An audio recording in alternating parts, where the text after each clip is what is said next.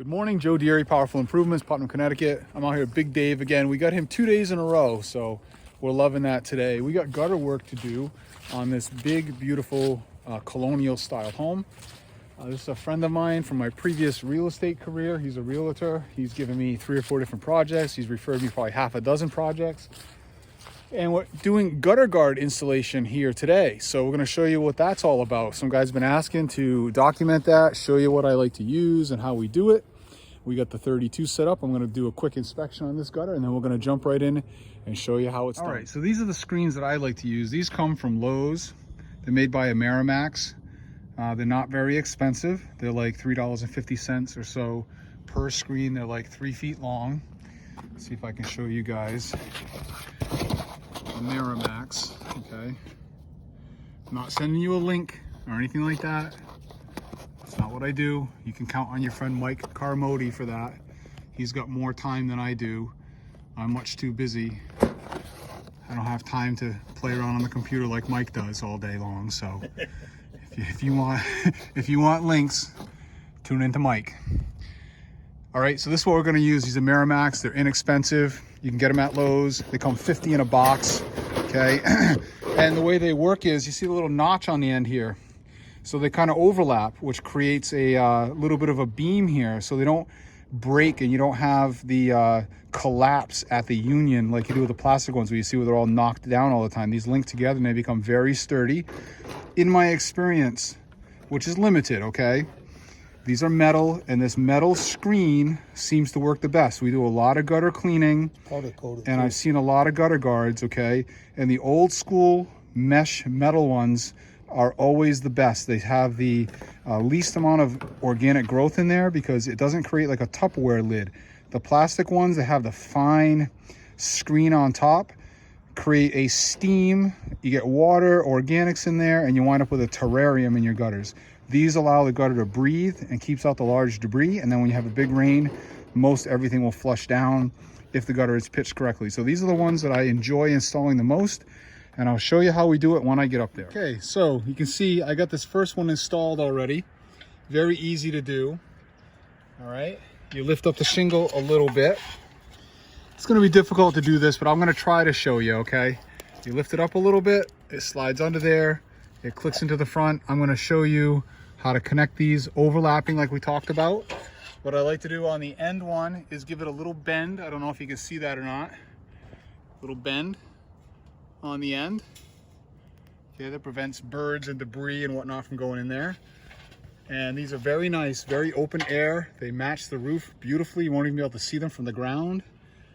And it's a real simple installation. You can make some good money doing gutter guard installation if you're not scared.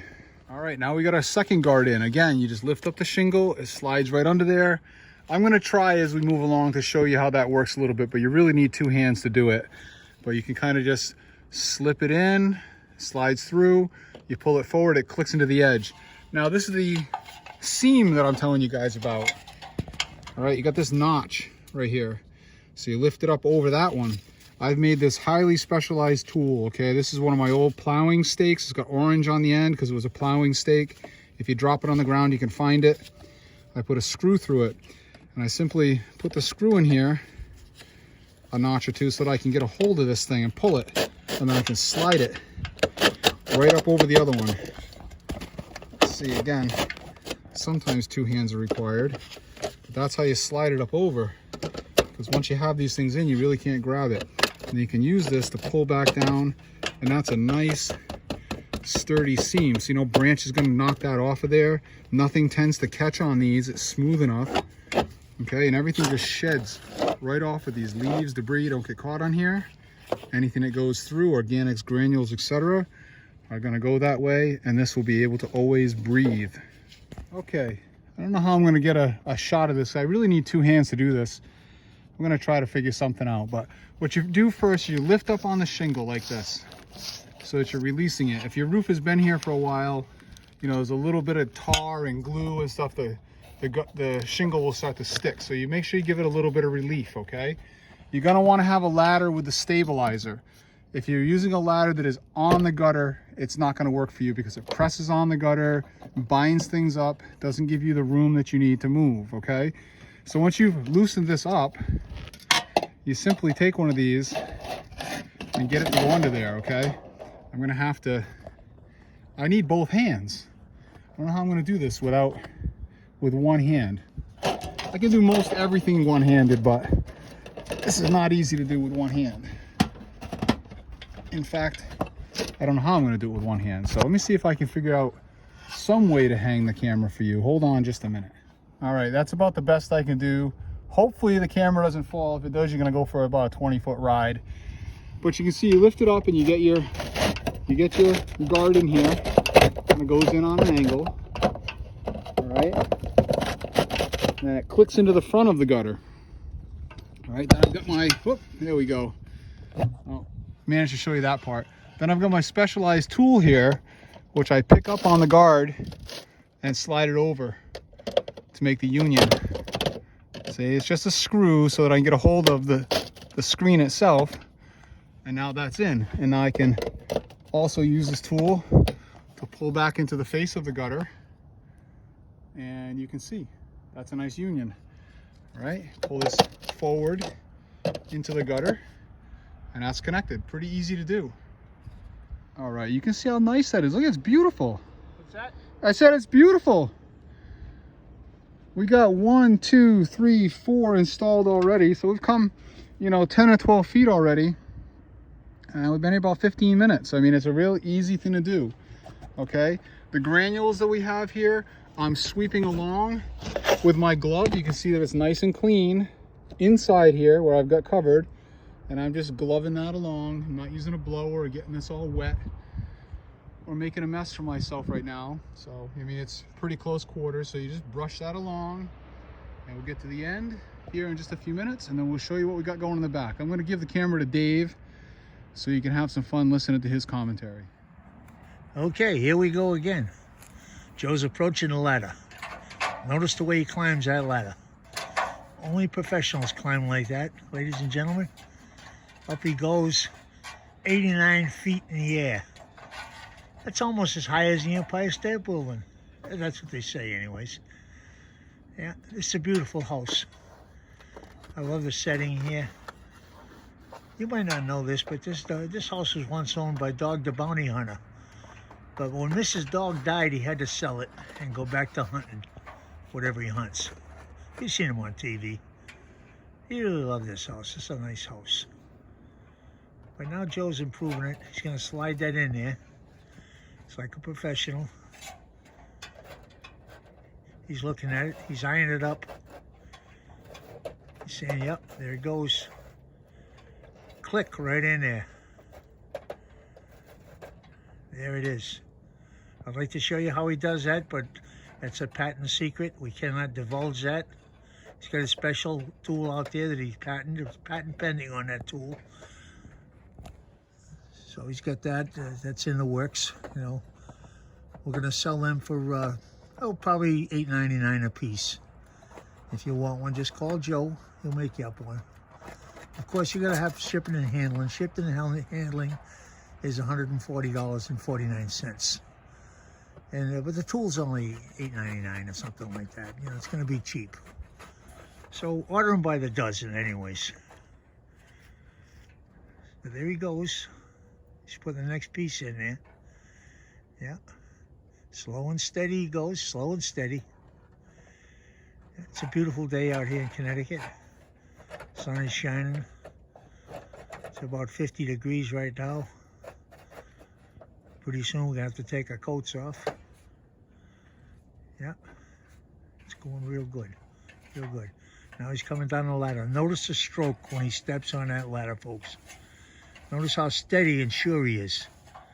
This is only for professionals. As I always tell you, don't do this at home. Leave it to Joe, okay? Also, I want to show you guys this highly specialized tool. Some of you may have saw me pull this out of a gutter last week. It's a beauty. But you use this to break the shingle free a little bit, lever it along a little.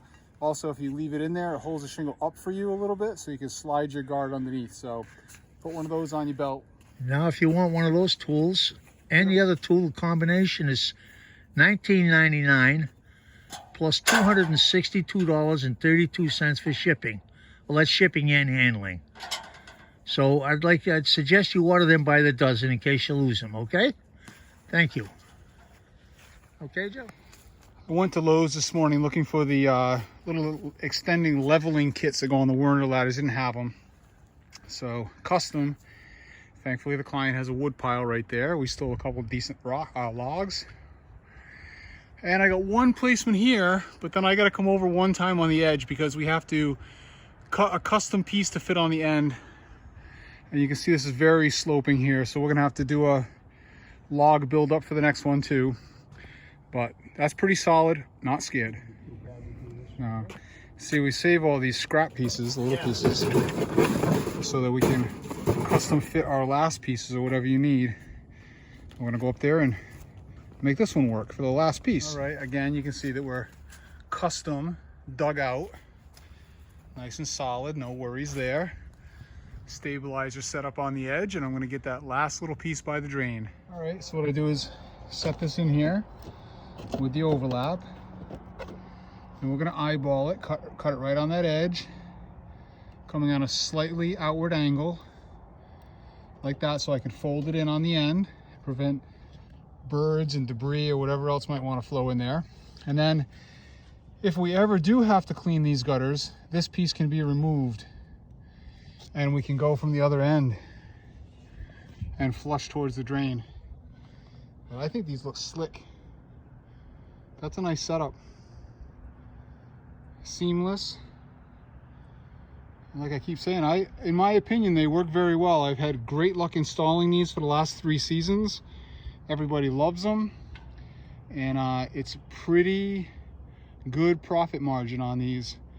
You know, it's actually making more money installing these than you do washing by a long shot. So something you might want to consider. All right, and there's the final end cap.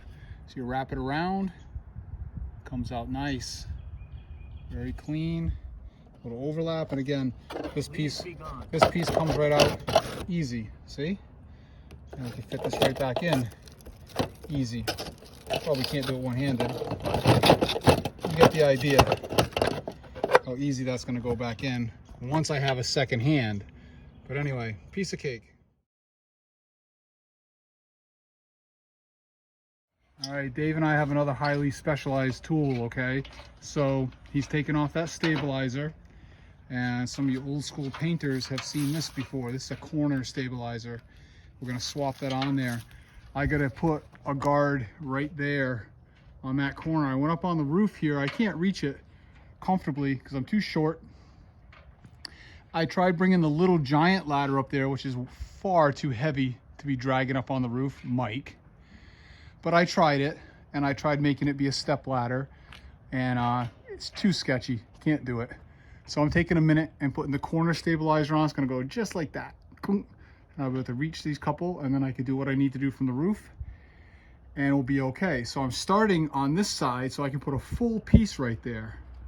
And then I have plenty of room on the other side for regular ladder placement. So to optimize what I'm doing, starting here with the corner stabilizer, get my first 1 or 2, step onto the roof, go all the way across, and then we'll show you what's on the other side. All right, this is one of the most half-assed MacGyver things I've done. Not thrilled with it. I need to get longer U-bolts, which I don't have on the truck, to hold this stabilizer on here correctly. This is what we had to do. Put some fender washers in here to make up the space because we ran out of threads, etc. This is not where these belong. They belong on the outside edges. We're going to give this a shot for the one move. We're going to go very carefully. And if it starts to fail in any way, I'm going to find another way. All right, there it is. It's a pretty slick little unit. I just got to get the right U-bolts to put that on correctly. I got this off of Craigslist like 2 years ago. I bought a 40-foot ladder off a painter, and he threw in that stabilizer, and I've never had to use it. This is the first time. But you can see it's definitely the right tool once I get the right brackets on it. All right, so the installation of those 2 guards right there brought production to a screeching halt. It took 45 minutes between messing with the ladders and figuring it out, etc. But we're back in production now. I should be able to move right along here pretty quickly. And let's get it done. All right, now this side is all done. The rest of this row took me less time than the first two pieces. I cranked all the way down here. This is my end. You can see my drain is nice and clear. This is the last piece with a little curl on the end to try to keep things out. This piece right here is easily removable. If I ever have to come back and clean just the drain or blow things out, it'll be much easier, okay?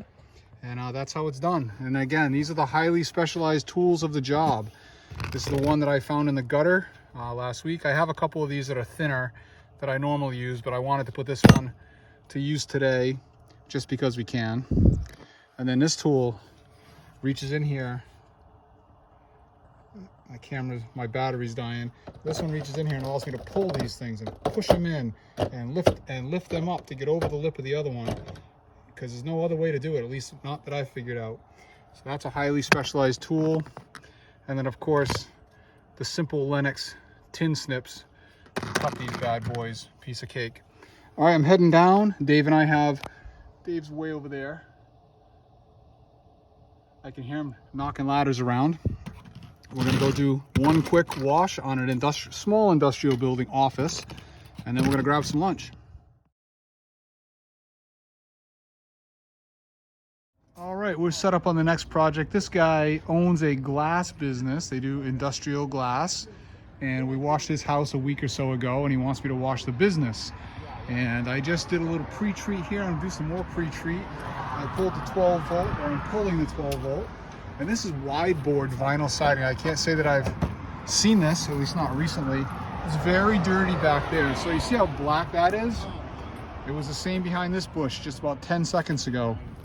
Okay, I hit it with a little 12 volt action and it just melted it instantly. This is like 6% I'm laying on here because we got lichen and I want to be done quickly.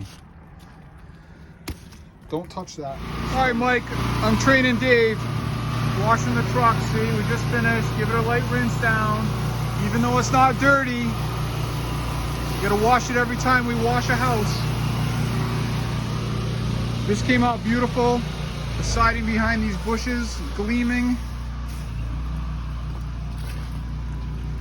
Instant. Lunchtime.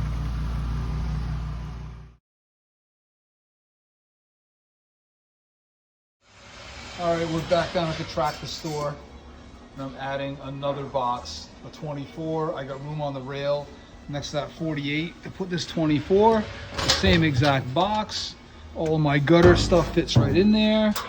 Tester there. It's the same latch system, and it's gonna match perfectly. So there we go. Beautiful. I'm bringing that home in a minute. We got another dog. This is Evelyn, and we're gonna give her a try. She seems to work out really well so far. Here, Evelyn. Pretty girl.